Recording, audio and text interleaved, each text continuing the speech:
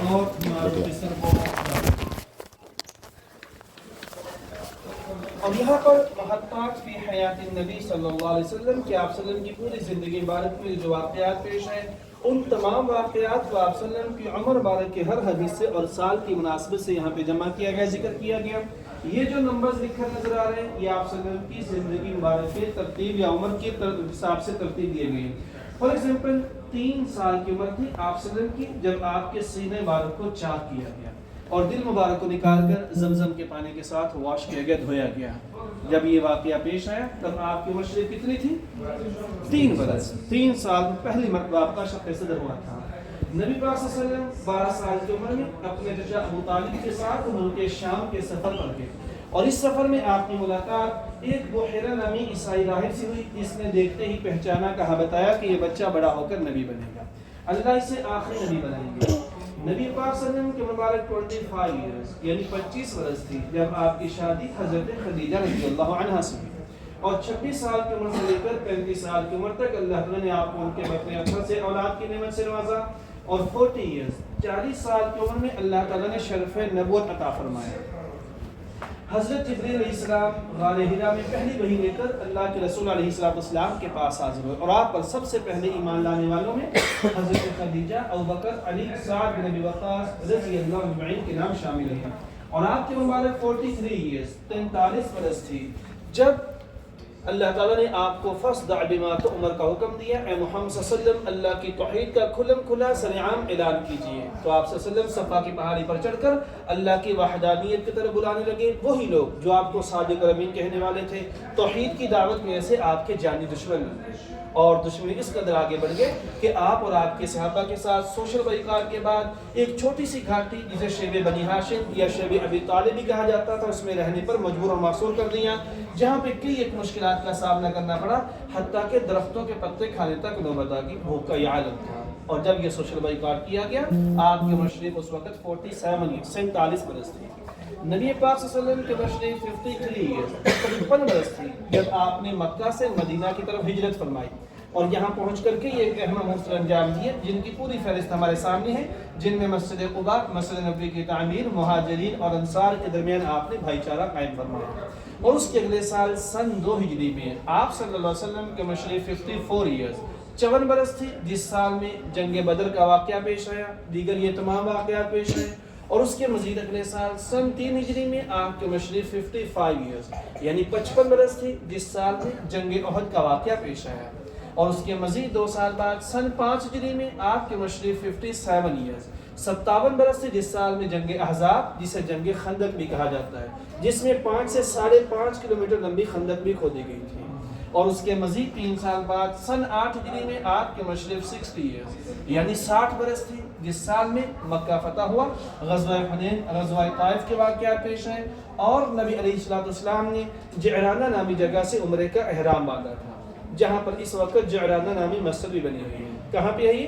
مکہ میں۔ مکہ کے قریب ہے، تقریباً 20-25 کلومیٹر کے فاصلے پہ ہے۔ اسی سال میں آپ کی سب سے بڑی بیٹی زینب رضی اللہ عنہ کی وفات ہوئی اور آپ کے سب سے چھوٹے اور آخری بیٹے ابراہیم رضی اللہ عنہ کی پیدائش اور ولادت ہوئی تھی۔ سن 8 ہجری ہے، آپ کے مبارک 60 برس ہیں اور اس کے مزید 2 سال بعد سن 10 ہجری میں آپ کے عمر شریف 62 ایئرز یعنی 62 برس تھی جس سال میں نبی علیہ السلام کے سب سے چھوٹے اور آخری بیٹے ابراہیم رضی اللہ عنہ جن کی 2 سال پہلے ہی پیدائش ہوئی تھی 2 سال بعد ان کی بھی وفات ہو گئی۔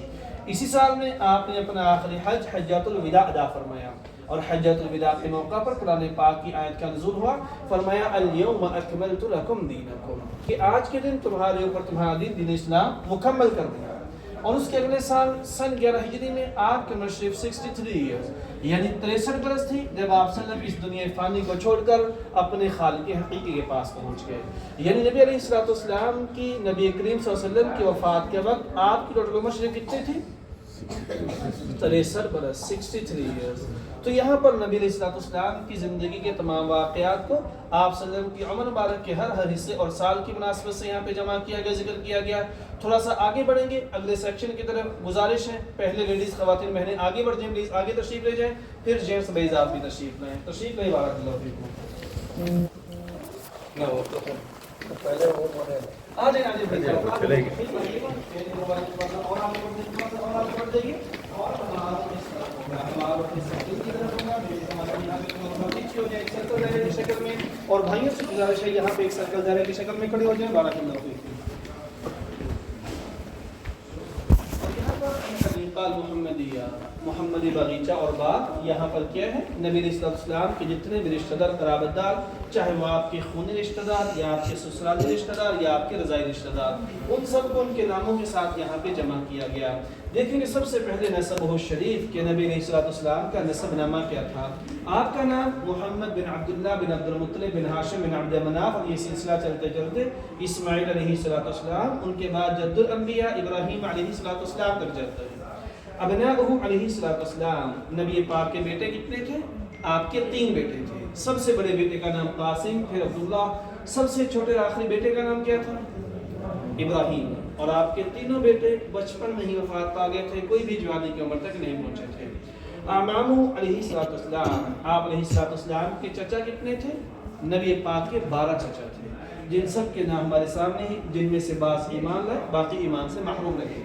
اماتو علیہ السلام، اور آپ صلی اللہ علیہ وسلم کی پھوپھیاں 6 پھوپھیاں تھیں، ان کے نام امیمہ، عاتکہ، عروہ، صفیہ، بیضہ اور زینب ہیں. اسی طرح زوجاتہ علیہ السلام، آپ کی بیویاں 11 بیویاں تھیں، اور نبی علیہ السلام کی تمام بیویاں یہ تمام اہل ایمان کی مائیں ہیں، امہات المؤمنین ہیں. قرآن پاک نے انہیں امہات المؤمنین کہا ہے. اور خالاتہ علیہ السلام، نبی کریم صلی اللہ علیہ وسلم کی خالہ کتنی تھی؟ 2 خالہ تھیں، ان کے نام فریعہ اور حالہ. تو یہاں پر آپ کے جتنے بھی رشتہ دار، مرد ہوں، عورتیں، بچے یا بڑے، ان سب کے نام اور تعداد یہاں پہ دیکھنے میں ملیں گے. تھوڑا سا آگے بڑھیں گے، ہمارے سامنے کچھ سکرین کی طرف ہوگا. لیڈیز بہنیں ہماری تھوڑا سا اور آگے بڑھ جائیں، اور بھائیوں سے گزارش ہے یہیں پہ سرکل دائرے میں کھڑے ہو جائیں. ہمارے قسمت ہوگا تشریف میں بات اور آگے بڑھ جائیں اس سائڈ پہ. اور کچھ بھائی یہاں پہ سامنے آ جائے، کچھ بھائی یہاں پہ سامنے آ جائے. بیٹا یہ موبائل سائڈ کر جیب میں ڈالیں، یہ سامنے نہ رکھیں، انتظامیہ کے لوگ طے کریں گے. یہ سامنے آ کے بہت شکریہ. یہ موبائل سامنے لگا ہوگا تو انتظامیہ کے لوگ رکھیں گے. بہت شکریہ، جزاک اللہ خیر. اور یہاں پر اس کائنات میں خوبصورت ترین انسان کون ہے؟ محمد صلی اللہ علیہ وسلم. اور یہاں پر نبی علیہ السلام کے تمام اوصاف حمیدہ کہ آپ کا چہرہ مبارک کیسا تھا، آپ کی آنکھیں کیسی تھیں، آپ کا سر مبارک، زلفیں کیسے تھیں، کتنی بڑی تھیں. نبی پاک صلی اللہ علیہ وسلم کے ہاتھ کی ہتھیلی، مہر نبوت، دیا رنگ مبارک، یعنی پورے کا پورا جزیہ تھا. اور یہ تمام چیزیں احادیث کی روشنی میں جمع کی گئی ہیں. نبی اکرم صلی اللہ علیہ وسلم کا رنگ مبارک کیسا تھا؟ حضرت علی رضی اللہ عنہ فرماتے ہیں آپ صلی اللہ علیہ وسلم کا رنگ مبارک سرخی مائل سفید تھا، ترمذی شریف کی حدیث ہے. اور آپ صلی اللہ علیہ وسلم کے قد مبارک کے متعلق حضرت انس رضی اللہ عنہ فرماتے ہیں آپ صلی اللہ علیہ وسلم کا قد مبارک میانہ قد تھا، درمیانہ قد تھا، نہ بہت چھوٹا قد نہ بہت لمبا قد تھا، بلکہ درمیانہ قد. اور عام آدمی کی بنسبت آپ کا قد مبارک ذرا سا بڑا تھا. صحابہ کرام میں آپ کھڑے ہوتے تو دور سے پہچانے جاتے تھے اللہ کے نبی علیہ السلام کون سے ہیں. اور آپ صلی اللہ علیہ وسلم کے بالوں کے متعلق حضرت علی رضی اللہ عنہ فرماتے ہیں نبی علیہ السلام کے سر کے بال کیسے تھے؟ گھنے بال.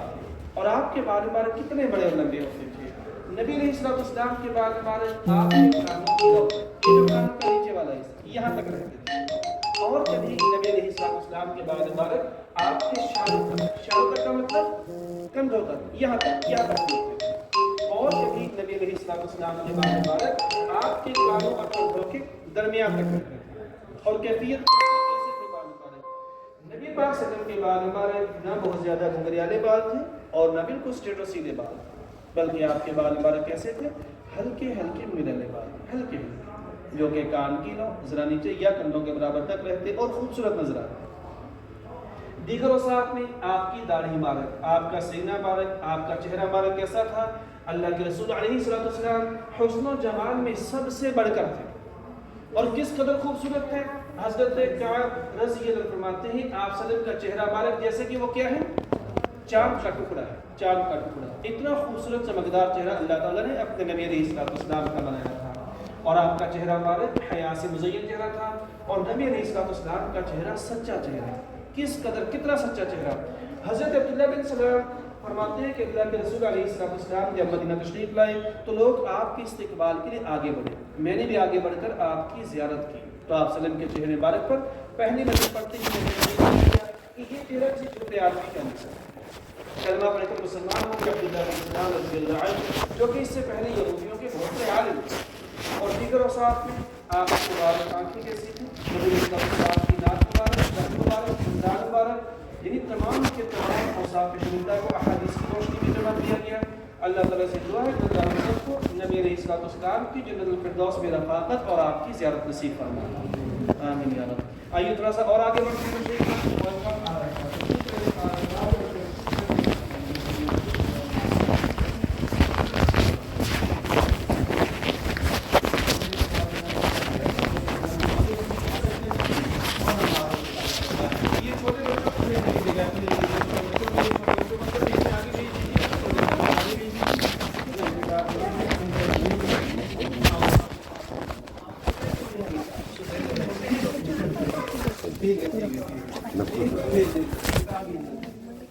اور یہ حاجی صاحب آپ بڑے ہیں کہ چھوٹے چھوٹے؟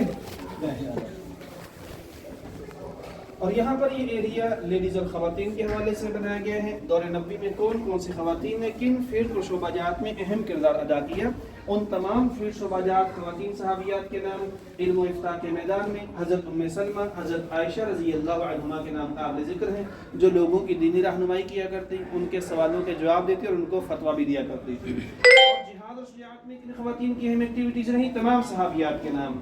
سب سے آخری نام آپ صلی اللہ علیہ وسلم کے صاحبزادی حضرت فاطمہ رضی اللہ عنہا کا نام بھی یعنی ان خواتین صحابیات میں شامل ہے جو کہ جہاد، شجاعت اور بہادری میں معروف اور مشہور تھی۔ اور دیگر فیلڈز میں یہ ہے طب و نرسنگ کا شعبہ، یعنی میڈیکل کے شعبے میں دور نبوی میں کن خواتین نے اہم کردار ادا کیا۔ خاص طور پر جنگ کے موقع پہ جب صحابہ کرام زخمی ہو جاتے تو یہ صحابیات ان زخمی صحابہ کرام کا علاج معالجہ بھی کیا کرتی تھی۔ تجارت میں خواتین میں سب سے بڑا نام کن کا آتا ہے؟ حضرت خدیجہ عرب کی بہت بڑی تاجرہ تھی رضی اللہ عنہا، اور دیگر کی یہ خواتین صحابیات نے تجارت میں بھی اہم کردار ادا کیا۔ ہر میدان میں روایت حدیث ہو، کتابت یا اللہ کے راستے میں شہادت، لیڈیز اور خواتین نے ہر میدان میں بڑھ چڑھ کے حصہ لیا۔ اور یہاں پر 60 ایسی فیلڈ یعنی 60 شعبہ جات ذکر کیے گئے ہیں جن شعبہ جات میں دور نبوی میں خواتین کی اہم ایکٹیویٹیز رہیں، اہم کردار رہا۔ اور یہاں سے ہم اندازہ لگا سکتے ہیں کہ اللہ کے نبی علیہ السلام نے لیڈیز اور خواتین کو بھی آگے بڑھنے کے کس قدر مواقع فراہم کر رکھے تھے علیہ السلام نے۔ تھوڑا سا آگے بڑھیں گے، بچوں کو 2 منٹ ادھر ہی کھیلنے دیں، لیڈیز بہنیں خواتین یہاں پہ آ جائیں، بھائی تھوڑا سا آگے بڑھتے ہیں، رائٹ سائڈ پہ تھوڑا سا آگے بڑھتے ہیں، یہاں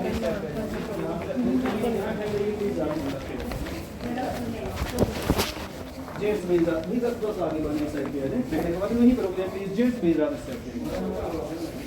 اور یہاں پر عورتوں کے حقوق، بہت سارے لوگ اسلام کے اوپر اعتراض کرتے ہیں کہ اسلام نعوذ باللہ عورتوں کے اوپر ظلم کرتا ہے، ان کو گھر میں بند کرتا ہے، ان کے حقوق نہیں دیتا، طرح کی باتیں اعتراضات وہ لوگ کرتے ہیں جو حقیقت میں اسلام کے پیغام سے ناواقف ہیں۔ حالانکہ جتنا عزت، مقام، مرتبہ مذہب اسلام نے عورت کو دیا کسی اور مذہب نے نہیں دیا۔ ہر کیٹیگری کے عورتوں کے حقوق، عورت اگر بیٹی ہے تو کیا حقوق ہیں، اگر ماں ہے تو کیا حقوق ہیں، اگر بیوی ہے تو کیا حقوق ہیں، اگر کسی وجہ سے طلاق ہو گئی تب بھی اس کے حقوق ادا کرنے کی اسلام تلقین کرتا ہے، بیوہ ہو چکی ہیں تو کیا کیا حقوق ہیں، موت کے بعد، مرنے کے بعد مردوں کے دوسرے مسلمانوں کے حقوق ہیں، اسی طرح عورتوں کے بھی حقوق ہیں۔ عورتوں کے حقوق میں سے عورت بطور ماں، حضرت یحییٰ علیہ السلام اپنی والدہ کے فرمانبردار تھے، یعنی ماں کا حق ہے کہ اولاد اپنی ماں کی فرمانبرداری کرے، اور اولاد چاہے وقت کا نبی ہی کیوں نہ ہو، ماں باپ کی فرمانبرداری کا حکم دیا گیا ہے۔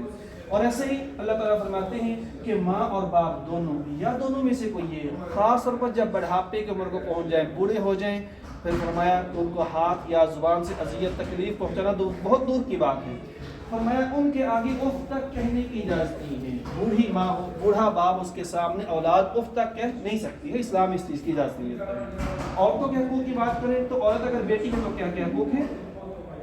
نبی صلی اللہ علیہ وسلم کے آنے سے پہلے لوگ لڑکیوں کو، بچیوں کو زندہ درگور کر دیا کرتے، زندہ دفن کر دیا کرتے تھے۔ آپ نے آ کر اسے حرام قرار دیا اور لوگوں کو بتایا جسے اللہ 2 بیٹیاں عطا کرے، اچھی پرورش کرنے کے بعد اچھی جگہ پہ شادی بیاہ کا انتظام کر دے، تو نبی صلی اللہ علیہ وسلم نے ارشاد فرمایا یہ آدمی جنت کے اندر مجھ محمد کے اتنا قریب ہوگا جیسے یہ 2 انگلیاں قریب قریب ہیں۔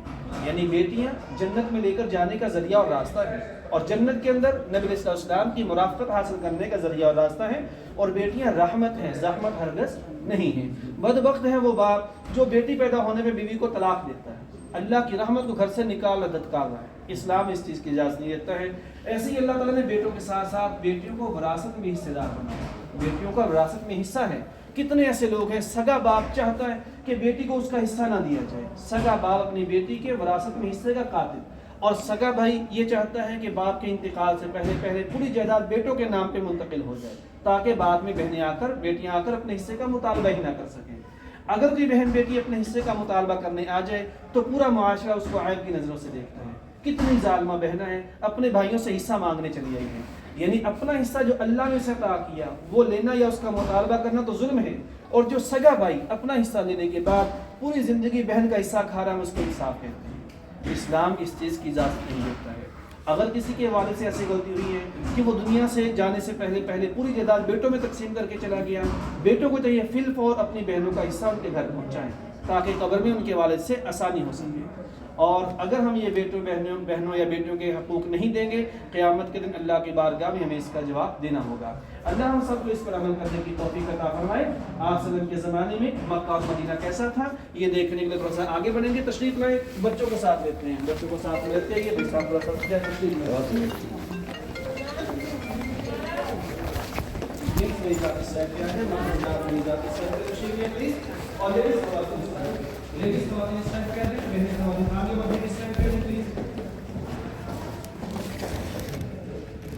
نبی پاک صلی اللہ علیہ وسلم کے زمانے میں مکہ مکرمہ ایک چھوٹا سا شہر تھا جو کہ چاروں طرف سے پہاڑوں میں گھرا ہوا ہے، جس کا اس ماڈل یہاں پہ گویا کہ نبی صلی اللہ علیہ وسلم کے زمانے کا پورا مکہ شہر اس وقت ہمارے سامنے ہے۔ دیکھیں کہ صحابہ کرام کے کہاں کہاں پہ گھر تھے، کون سے کہاں کہاں پہ تھے، اور یہ درمیان میں بیت اللہ شریف کا ہوا، اس کے ساتھ حجر اسماعیل، مقام ابراہیم، زمزم کا کنواں، باب بنو شیبہ وہ اہم دروازہ راستہ ہے جس راستے سے گزر کر نبی علیہ السلام اکثر بیت اللہ میں جاتے ہیں۔ مجھے دکھاؤ اور مکے کی جو مشہور پہاڑیاں جن کا ذکر قرآن پاک میں ہے، ان صفا، یہ صفا پہاڑی ہے، دوسری پہاڑی کا نام کیا ہے؟ مروہ پہاڑی کس سائڈ پڑ سکتی ہے؟ یہ صفا پہاڑی ہے، صفا پہاڑی سے مروہ کی طرف جائے بیت اللہ ہمارے اختیار میں رہتا ہے، تو مروہ کی پہاڑی کس سائڈ میں ہوگی؟ کوئی اندازہ لگا سکتے ہیں؟ اتنا قریب تو نہیں ہے، صفا مروہ جب چلتے ہیں تھک جاتے ہیں، عمرہ کرتے ہیں، صفا مروہ کرنا تھکاوٹ ہو جاتی ہے۔ یہ بھی سب آپ کو کیسے لگ رہا ہے بتائیے۔ یہ مروہ پہاڑی جو پہاڑ ہم نے پہاڑی ڈھانچوں کی پہاڑی ہے، یہ تو بہت بڑا پہاڑ ہے، یہ صفا پہاڑی ہے۔ بہنیں خواتین میں سے بتا پچھلا جو حکم آیا تھا تو وہاں پہ لیڈیز خواتین کو صحیح اشارہ کر دیا تھا۔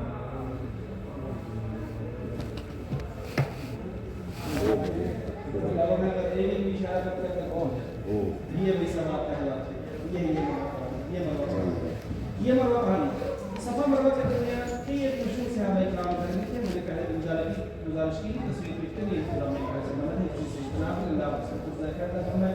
اور یہ مروہ پہاڑی اس کے بالکل ساتھ یہاں پر حضرت خدیجہ رضی اللہ عنہا کا گھر تھا۔ جب آپ مروہ پہاڑی پر چڑھے ہوتے ہیں تو حضرت خدیجہ رضی اللہ یہیں پہ گھر تھا، یہاں پہ اس وقت چڑھائی ہے۔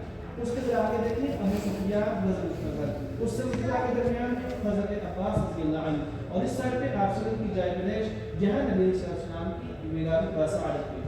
اس کونے میں دیکھیں جبل قویس، جبل قویس وہ پہاڑ ہے جس کے اوپر انشقاق قمر یعنی چاند دو ٹکڑے ہونے کا واقعہ پیش ہے، جو کہ نبی صلی اللہ علیہ وسلم کا مرتبہ روز ہے۔ اور اس کے بھی مطابق یہ ہے جبل تیقان سے جبل شامل کہتے ہیں۔ اس پہاڑ کو اس وقت ہم توسیع کا کام چل رہا ہے، اور وہ سامنے پہاڑ جبل خلیفہ، جبل خلیفہ ہمارا ختم ہو چکا، اسی جگہ پہ کلاب ٹاور بن چکا ہے۔ مکہ میں جو کلاب ٹاور ہے وہیں پہلے جبل خلیفہ نامی پہاڑ بنا، اس سے ذرا پیچھے ایک کونے میں جبل عمر مکے کا مشہور پہاڑ ہے۔ جبل عمر کے بالکل ساتھ یہاں پر عمر بن خطاب رضی اللہ عنہ یہاں پہ کرتا، ان کے گھر ذرا آگے دیکھیے ابوبکر صدیق رضی اللہ عنہ، جہاں سے نبی علیہ السلام نے اپنی ہجرت کا سفر شروع کرنا ہے۔ نبی پاک صلی اللہ علیہ وسلم مکہ مکرمہ سے ہجرت کرنے کے بعد آپ کون سے شہر تشریف لے گئے تھے؟ مدینہ شریف آئے۔ آپ کے زمانے میں مدینہ کیسا ہے؟ یہ ہمارے سامنے مدینہ کا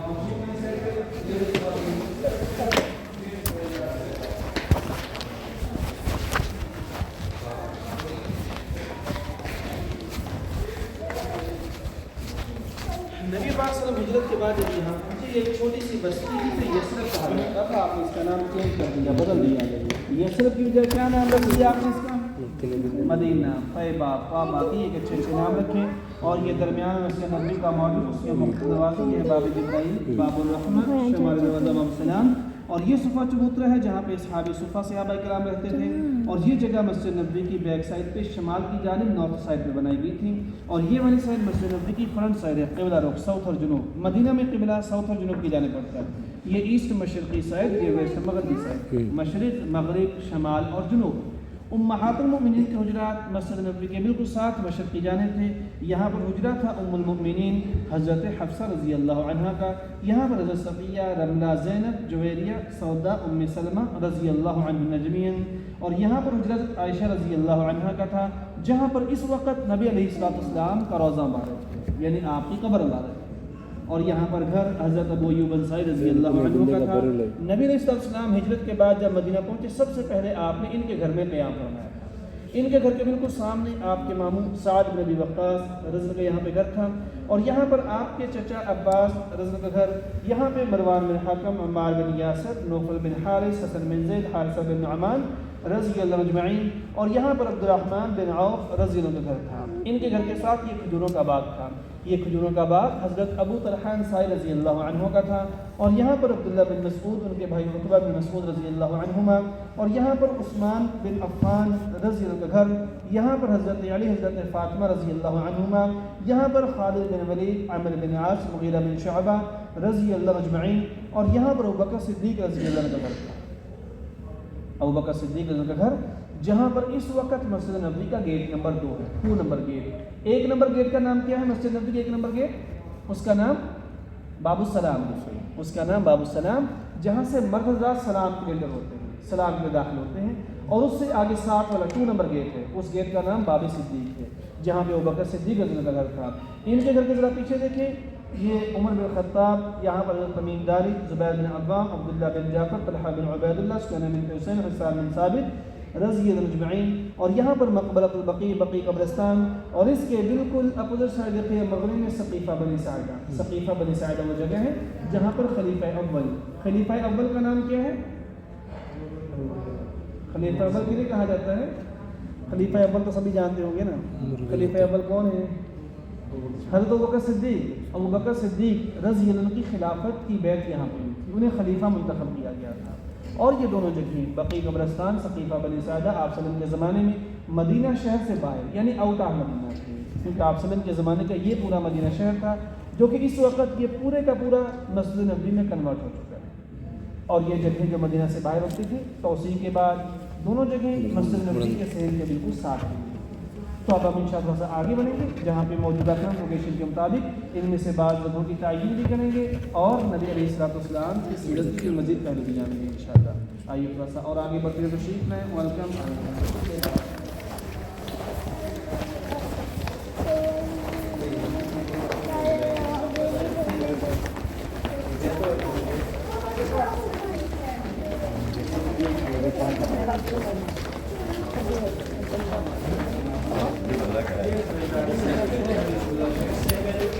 اور ہمارا ذاتی سیر سے تھوڑا پیچھے ہو جائے، بہنیں خواتین یہاں پہ ایک سرکل دائرے کی شکل میں، پلیز دائرے کی شکل میں کھڑی ہو جائیں، اور بھائی ذات چھوٹے بچوں کو آگے کر دیں، چھوٹے بچوں کو آگے رہنے دیجیے، بڑے بھائی تھوڑا پیچھے ہو جائیں، بہنیں خواتین بھی تھوڑا سا پیچھے ہو جائیں، پلیز ایک بڑے سرکل دائرے کی شکل میں کھڑی ہو جائیں۔ بہت شکریہ، جزاکم اللہ خیر۔ نبی پاک صلی اللہ علیہ وسلم زندگی میں کہاں کہاں گئے، کن کن راستے سے گزرے، یا کہاں کہاں آپ کے قدم مبارک لگے، چاہے وہ مساجد، بازار، پہاڑ یا دیگر جگہیں، ان تمام جگہوں کو موجودہ کرنٹ لوکیشن کے مطابق یہاں پہ جمع کر دیا گیا۔ فار ایگزامپل یہ مساجد کو کلک کیا، اور تمام مسجدیں جہاں نبی علیہ السلام زندگی میں تشریف لے گئے، ان میں سے دیکھیں گے ایک مسجد نبوی، اس کو آپ نے صحابہ کرام کے ساتھ مل کر خود تعمیر فرمایا تھا، اور یہ ہے مسجد نبوی کی موجودہ کرنٹ لوکیشن، جو کہ اس وقت مسجد نبوی ہے، اور یہاں پر نبی علیہ السلام کا روضہ مبارک ہے، یعنی آپ کی قبر مبارک ہے، اور یہیں پر حجرہ کے لکھا تھا جہاں پر اس وقت آپ صلی اللہ علیہ وسلم مبارک حضرت عائشہ رضی اللہ عنہا کا حجرہ مبارک تھا، کیونکہ نبی صلی اللہ علیہ وسلم کی وفات بھی اما جان عائشہ رضی اللہ عنہا کے حجرے میں ہوئی تھی، اور آپ کی تدفین بھی انہی کے حجرے میں ہوئی تھی۔ اور یہاں پر اس سائڈ پہ دیگر امہات المومنین کے حجرات، جنہیں 88 ہجری میں 88 ہجری میں عمر بن عبدالعزیز رحمۃ اللہ علیہ کے دور میں ان تمام حجرات کو گرا کر مسجد نبوی میں شامل کر دیا گیا، یعنی 88 ہجری سے پہلے تک، 88 ہجری سے پہلے تک آپ کی قبر یہ مسجد نبوی کے اندر شامل نہیں تھی۔ 88 ہجری میں توسیع کی وجہ سے آپ صلی اللہ علیہ وسلم کی قبر مسجد نبوی میں شامل ہو گئی ہے، اور یہ ہے بقیع قبرستان۔ ابھی ہم نے ماڈل میں دیکھا بقیع قبرستان آپ کے زمانے مدینہ شہر سے باہر تھا، آؤٹ آف مدینہ تھا، لیکن توسیع کے بعد مسجد نبوی کا سین اور بقیع قبرستان آپس سے بالکل ملے ہوئے، اور بقیع قبرستان کے کونے میں ایک ادارہ بنا ہوا دیکھنے کو ملے۔ مدینہ کے حدود میں جو بھی مسلمان فوت ہو جائے، چاہے وہ حج کے لیے آیا ہو یا عمرے کے لیے یا یہاں کا رہنے والا ہو، ڈیڈ باڈی کو یہاں پہ لایا جاتا ہے. مردوں عورتوں کے لیے الگ الگ انتظام ہے. غسل کفن کے بعد میت کو مسجد نبوی میں جنازہ ادا کرنے کے بعد بقیع قبرستان میں دفن کر دیا جاتا ہے. اور اس کے بالکل اپوزٹ سائڈ یہ ہے سقیفہ بنی ساعدہ. یہ جگہ بھی اس وقت مدینہ شہر سے باہر تھی. مدینہ شہر یہاں تک تھا. نبی علیہ السلام کے زمانے کا پورا مدینہ شہر، جس کے اوپر اس وقت کیا بنا ہوا ہے، مسجد نبی بن چکی ہے. اور یہاں پر 322 نمبر گیٹ ہے. 322 کو انگلش میں کیا کہتے ہیں؟ آپ اسے کون بتائے گا دونوں میں سے؟ 322 ماشاءاللہ. 322 کو اردو میں ہندی میں کیا بولتے ہیں؟ آپ ہمارے ساتھ نہیں ہیں، آپ تو کہیں اور بھی بزی ہیں. اور کون بتائے گا چھوٹے بچوں میں سے؟ ہاں 322 ماشاءاللہ. اللہ آپ کو دین کا عالم بنا. 322 نمبر گیٹ سے نکل کر آپ تھوڑا سا رائٹ ہوں گے تو سامنے آپ کو چار دیوالی سے نظر آئے گی. چار دیوالی والی جگہ سقیفہ بنی ساعدہ والی جگہ ہے جہاں پر ابوبکر صدیق رضی اللہ عنہ کی خلافت کی بیٹھ. یہ جگہ اس وقت تک موجود ہے، بلکہ آج کل وہاں پہ کام بھی چل رہا ہے. اور کچھ عرصہ پہلے یہ درخت ختم کر دیے، کاٹ دیے گئے اور آئندہ اسے بھی مسجد نبوی کے اندر ہی شامل کر دیا گیا. آئیے تھوڑا سا اور آگے بڑھتے ہیں. تشریف لائیں اور تشریف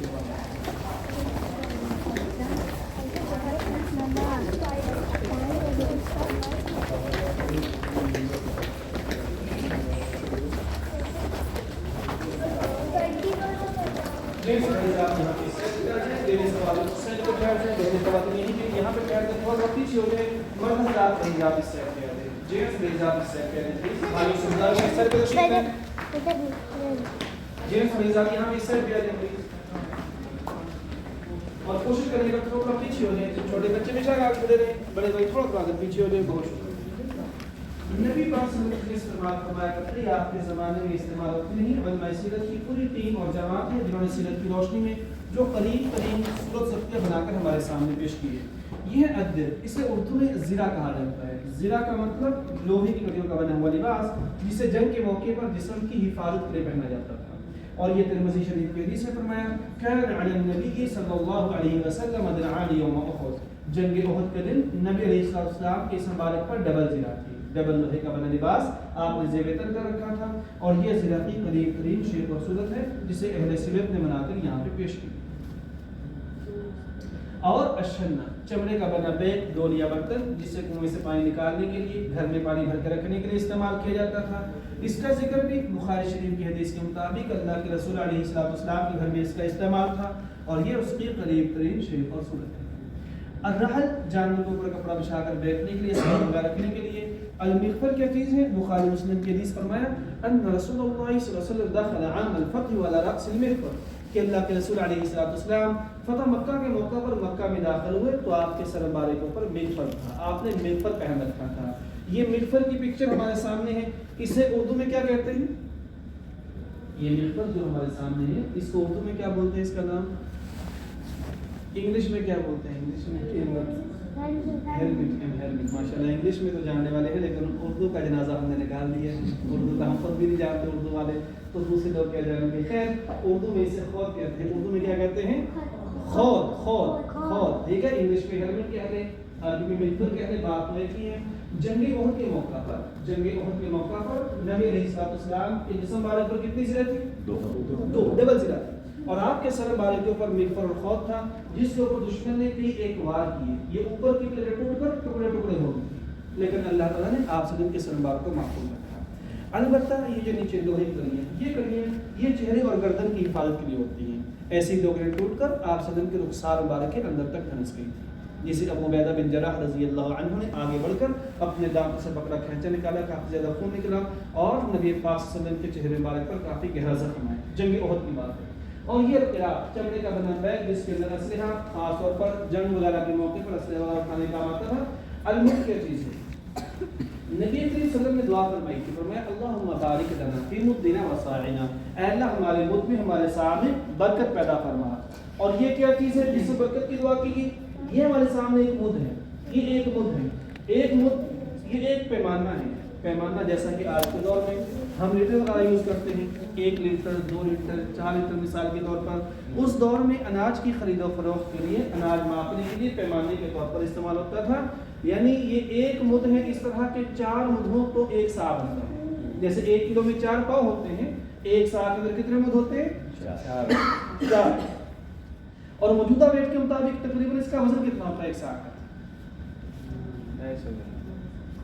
یہ وہی مقدار ہے جو کہ ابھی ہم سب نے عید الفطر کے موقع پہ فطرانہ ادا کیا. نبی علیہ السلام نے فطرانہ کی مقدار 1 سا مقرر فرمائی ہے. 1 سا میں کتنے کے جی وزن ہوتا ہے جو ہم نے فطرانہ ادا کیا؟ 2.5 کے جی. 2.5 کے جی، ماشاءاللہ بہترین. 2.5 کے جی. اور پہلے خواتین میں سے آپ نے کتنا ادا کیا؟ مردوں جتنا یا کم؟ مردوں نے کر دیا. مردوں نے کیا، یہ مردوں کی ذمہ داری ہے، اس لیے عورتوں کو شاید نہ پتا ہو. بہرحال اس کا وزن ہم فکس نہیں کر سکتے، اس میں کم یا زیادہ ہوتا رہتا ہے. اس کی وجہ کیا؟ مثال کے طور پر اسی میں اگر کھجور ڈالیں گے وزن کم ہوگا، اسی میں گندم ڈالیں گے وزن زیادہ ہوگا، چاول کا وزن الگ ہوگا. ایسے ہی ایک علاقے دوسرے علاقے کے اناج کے وزن میں بھی فرق ہوتا ہے. کہیں پہ 2 کلو، 2.25 کلو، 2.5 کلو، ہر علاقے اور ہر اناج کے حساب سے اس کا وزن الگ رہتا ہے جو کہ ہم فطرانے کے طور پر ادا کرتے ہیں. گزارش ہے بھائی صاحب، بلکہ میں یہاں پہ آپ کو بتا دیتا ہوں. یہاں پہ اگر آپ کلک کریں گے یہاں پر عربک انگلش پہ کلک کریں گے، یہ پورے کا پورا انگلش میں کنورٹ ہو جائے گا. پہلا آپشن ڈیفینیشن، دوسرے آپشن پہ کلک کریں گے، جس حدیث میں اس کا ذکر ہے وہ حدیث کھل جائے گی. تیسرا آپشن حدیث ہسٹری پہ کلک کریں گے تو ہم اس کو زوم کر سکتے ہیں، ہر سے مارکر دیکھ سکتے ہیں. چوتھا آپ کی یہاں سے آپ پہ جا سکتے ہیں، کراس پہ کلک کریں گے، باقی جو شو ہو جائیں گے. یہ والی سائڈ اس کا ٹچ فی الحال کام نہیں کر رہا، باقی دونوں سائڈ کو ٹچ ٹھیک ہے. آپ آگے بڑھ کے دیکھ لیجیے، جس کے بارے میں سمجھ آئے پوچھ سکتے ہیں. ایک منٹ باقی ہے، 1 منٹ کے بعد انشاءاللہ ہم اگلے سیشن کی طرف بڑھ جائیں گے. آگے بڑھ جائیں گے 1 منٹ کے بعد. یہاں پہ آگے بڑھتے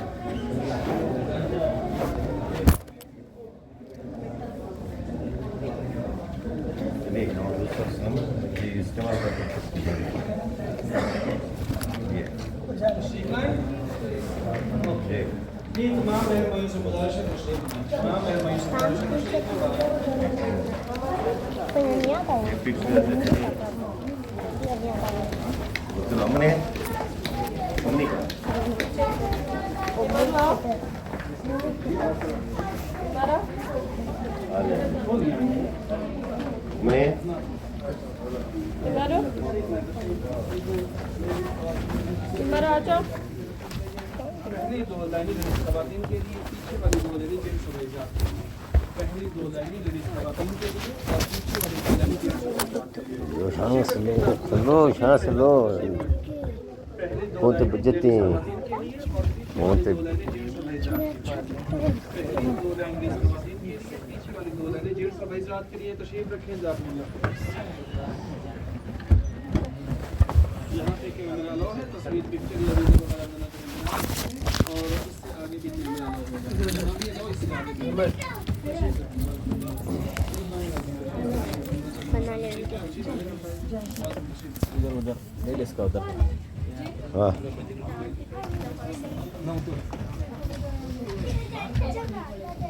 اسلام کا سفر مکہ اور مدینے کے درمیان.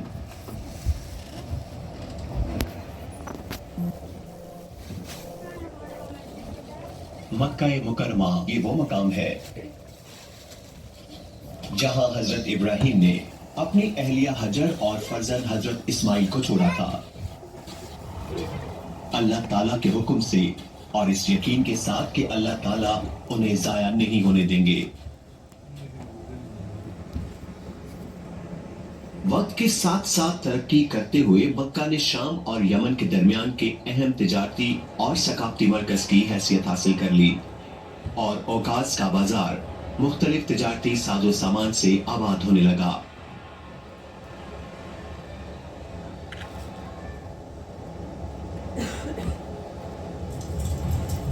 پھر سالہ سال کے بعد اسی طرح کے